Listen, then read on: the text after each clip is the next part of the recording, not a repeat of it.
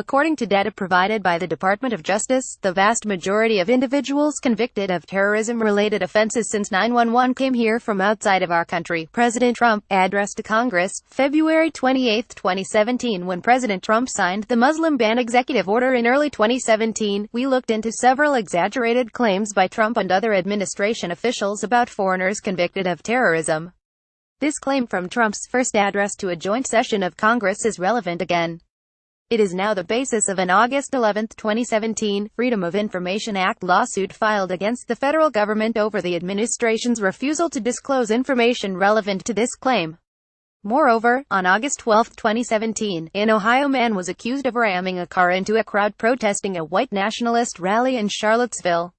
The man is believed to espouse extremist ideals, drawing attention to the acts of domestic terrorism by U.S. citizens, a problem that the Trump administration typically does not address when speaking about the threat of terrorism in the United States.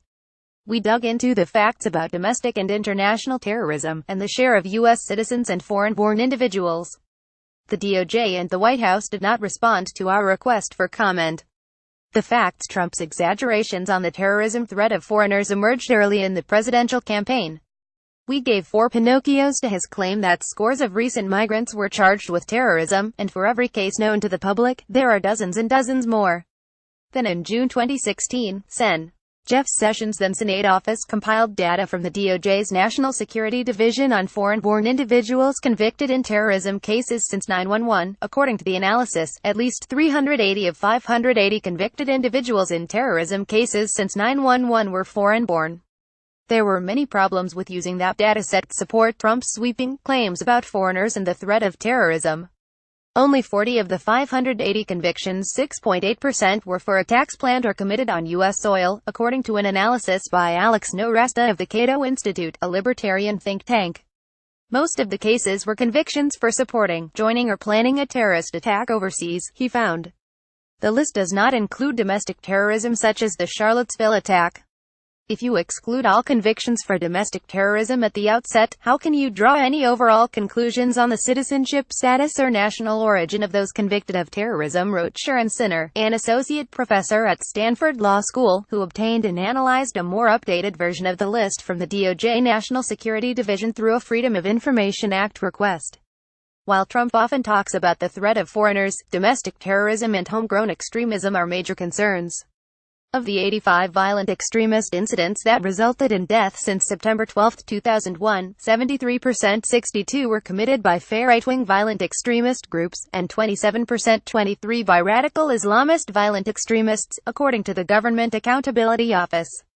The number of deaths attributed to radical Islamist violent extremists, 119, is about the same as the number attributed to right-wing violent extremists, 106, but 41% of the deaths attributed to the Islamist extremists occurred at the Pulse nightclub in Orlando in 2016, the GAO found.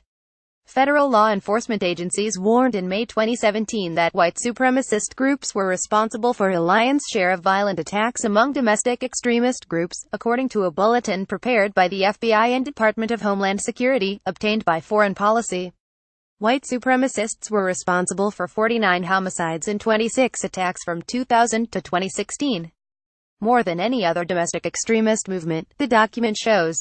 And the number of people born abroad on the DOJ list included 100 people who were extradited to the United States for prosecution, according to researchers at Lawfare blog, who thoroughly debunked Trump's claim in a 3-part series in April. The data Trump cited in his speech to the joint session of Congress simply don't support his claims that a vast majority of individuals on the list came from outside the United States, unless, that is, you include individuals who were forcibly brought to the United States in order to be prosecuted and exclude all domestic terrorism cases, according to Lawfare blog researchers Nora Ellingson and Lisa Daniels. Yet for his speech to Congress in February, the White House relied on the June 2016 research from Sessions' former Senate office, not the current Department of Justice under Attorney General Sessions, PolitiFact found. Unless the Department of Justice, now led by Sessions, provided some other data to the White House, Trump's claim is not supported by facts. What other DOJ data could possibly exist that support Trump's claim? Was the DOJ consulted before the White House wrote that speech? That's what the lawsuit filed by Benjamin Wittes, editor-in-chief of Lawfare blog and senior fellow in governance studies at the Brookings Institution, aims to find out. The blog also has a weekly podcast, Lawfare Podcast. In April 2017, Witz filed a Freedom of Information Act request to find out whether DOJ data exist that support Trump's claim, and what, if any, communications took place between DOJ officials and the White House before Trump's speech to Congress. I believe the president was lying not merely about the underlying facts but also about his own Justice Department, Witz wrote in April. Or, in the alternative, I believe it's possible that the Office of the Attorney General may have supported the White House's claim. But I think it extraordinarily unlikely that the folks at NSD National Security Division actually provided data in support of this presidential statement.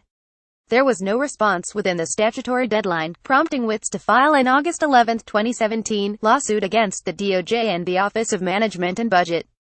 What do we know about the foreigner's terrorist threat to the U.S. homeland? The answer: not what the president claimed.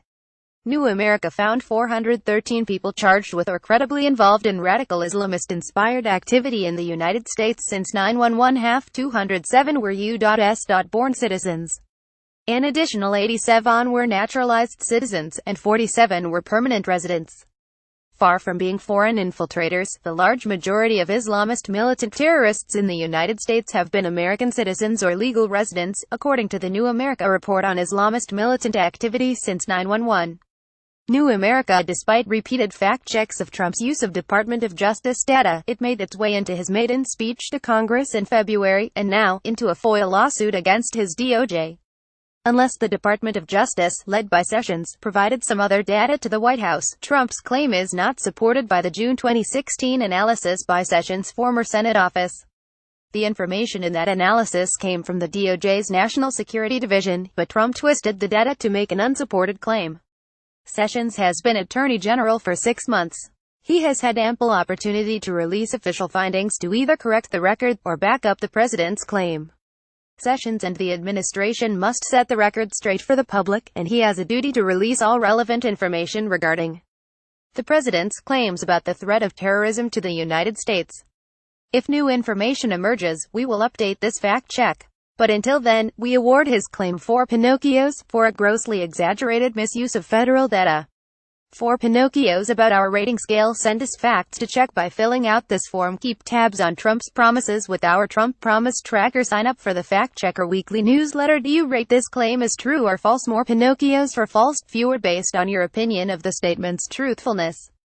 The checkmark means you think the statement is true, not that you agree with the rating. We need to verify that you are an actual person. This is a non-scientific user poll. Results are not statistically valid and cannot be assumed to reflect the views of Washington Post users as a group or the general population.